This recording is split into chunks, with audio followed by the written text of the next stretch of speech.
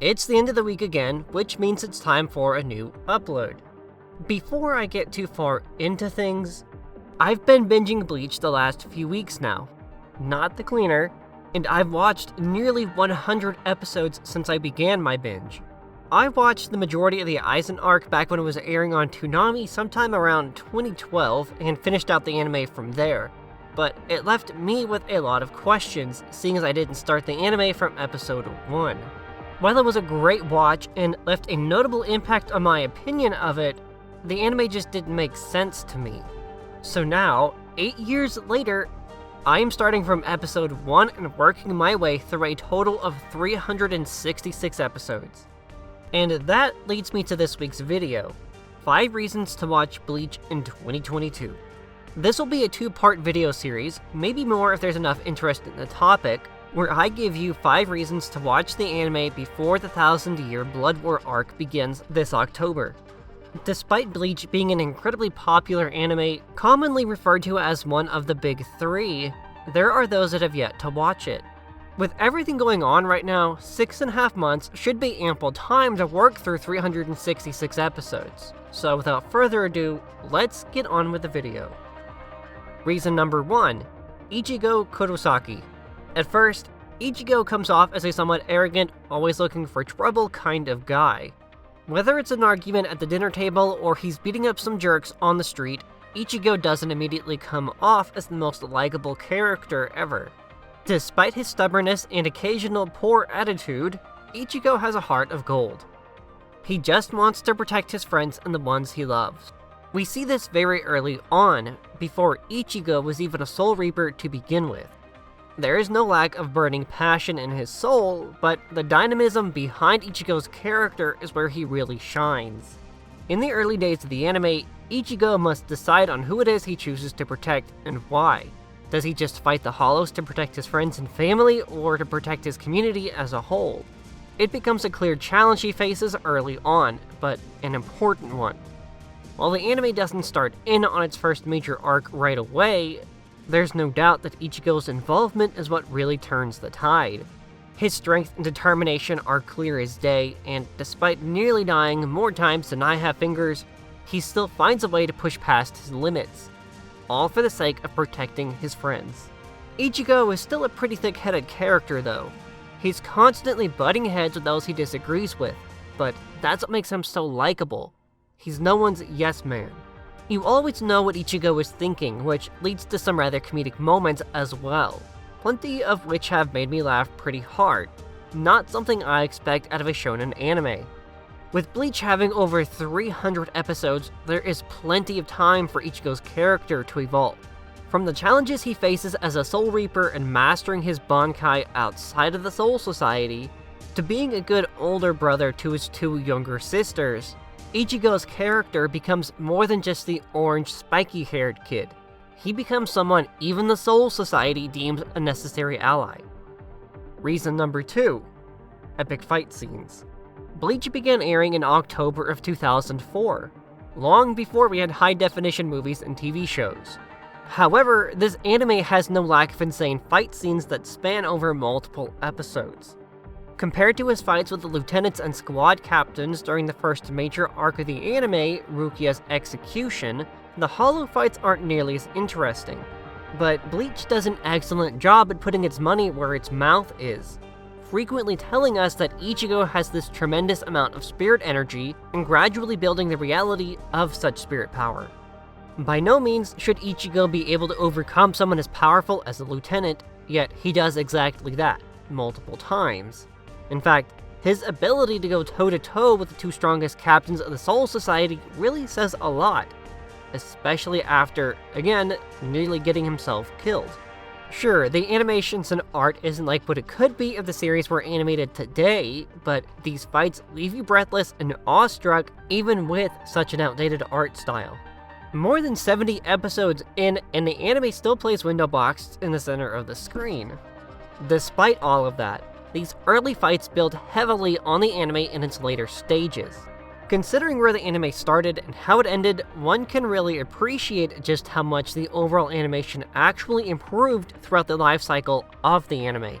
Furthermore, these early fights are also important character building moments for everyone as we see once timid characters grow into young adults, ready to risk anything, even if it means losing everything. Reason number 3. Dynamic antagonists and protagonists. Bleach has an interesting way of creating unique character dynamics. That being its ability to create a character that serves as both the protagonist and the antagonist.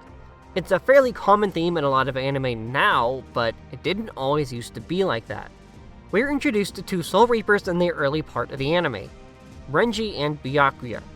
They're introduced as these sort of early antagonists as they block Ichigo from saving Rukia. This is the first instance in which Ichigo is nearly killed, but barely scrapes by thanks to Urahara, whose backstory we learn a little later on. Hence why Urahara is a very unique protagonist. However, what makes this more unique to Bleach, especially in its early days, is the revolving door of antagonists and how they all contribute to aiding Ichigo's character. What's crazy is that the main antagonist, Sosuke Aizen, is portrayed in a way that upends the entire story. I'm sure you've heard the phrase, wrapped around someone's finger. It would be correct to say that Aizen has such dynamism that it is mind-numbing just how many curveballs get thrown at you. Similarly, in anime, a character's importance can be attributed to how much screen time they get. In this case, Bleach nods characters out of the story for a while just to bring them back in a way that makes your head spin. Gin Ichimaru is a great example of this, but he's always been kind of a snake, so... What I can say is this. Towards the end of the Aizen arc in the episode 300-somethings, something between Ichigo and Gin happens that might catch viewers off guard, but I can't say exactly what that something is. It's been a good 8 years since I last watched the arc, but Bleach is filled with moments like this that stand out. No character is ever truly forgotten, and there are clear levels of antagonism that would make for great study material in any English lit class. Needless to say, without spoiling much of the story, because it is one hell of a story, Bleach carefully crafts the teetering balance between good and evil in a way that only a 300+ episode anime can. Look at how Naruto, Naruto Shippuden, and Boruto all continue to hone and craft the relationships between its protagonists and antagonists. Reason number 4. Binge watching. The bingeability of Bleach is clearly there, sitting at a whopping 366 episodes. If there are 52 weeks in a year, that means there is approximately 7 years worth of content to watch. Furthermore, it's like a window back in time, especially for English dub watchers. Having over 300 episodes spanning from 2004 until 2012, Bleach offers a window into what life was like back in the early to mid 2000s. This was a time before HD television, so it's even more exciting to see when that transition occurred. Having that many episodes, you can also see how the animation quality changes and how actors grow more comfortable in their roles. The acting is more of an English dub thing, considering how Viz Media did not have any great actors at the time. For a human, this guy sure takes chances. Oh, you don't say. Idiot. It's also fun to guess when the next opening and ending themes will be and how the art styles change within them as well. The more important aspect of this is the music, though. The early 2000s kept that 90s style of music, but the big change occurred around 2007-2008 or so, and that change in music style reflects in the opening and ending themes. Even the soundtrack itself gets a revamp at some point, I believe. On the Precipice of Defeat in an HD format is a real treat of a song. Reason number 5. The anime's ability to leave you guessing. What happens next? The first major arc saw Ichigo and friends head to the Soul Society to try and stop Rukia's execution. Within this one main arc, there are what you might call mini-arcs. Other events that help build the plotline of the main story, but are still related to the main arc. These included Ichigo's Soul Reaper training, the death of Captain Aizen, and even the events inside of Central 46, which set the underlying arc of Rukia's execution into motion. There are also the Menos Grande hollows, that seem to be aiding the main antagonist of the story as well, which makes the viewer wonder, what is it about these massive hollows that they're now suddenly aiding Soul Reapers? Then, there's also the mystery behind the Hogyoku, and where that will come into the main story. All I can tell you is that you will be absolutely mind-blown once everything finally weaves together. Rukia's execution directly ties into just about every other main story arc because of a certain someone I briefly mentioned earlier, Urahara. What the Hogyoku is gets explained, but what will be done about it remains a mystery. Urahara just as much so. The anime makes clear just how smart and talented he is, but we have no one to compare him to until it really matters in the end. Even then though, he wouldn't have been successful without the help of Ichigo. Viewers are left wondering just who Urahara is and how he compares to everyone else. Bleach has many mysteries that go unresolved for quite some time, especially in an early one when Ichigo first encounters Renji and Byakuya in the human world. They claim he resembles a certain someone, but we don't figure out who that someone is until much later. Ichigo's Zanpakuto is also another wonder. Like his enormous spirit power, Gin's role in Hogyoku in alliance with Aizen, and how you even power scale Ichigo to someone on the level that Aizen is.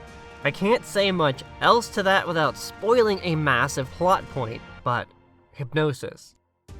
Obviously, there are more than 5 reasons to watch Bleach, but trying to list them all out in one video would make this thing like 30 minutes long. The 1000-Year Blood War arc will begin airing October 1st this year, so if there's any time to get caught up on the Bleach anime or manga, it's probably now. What this final arc will bring this October remains a mystery to me in terms of content, but it seems it'll cover some nagging questions from the early days.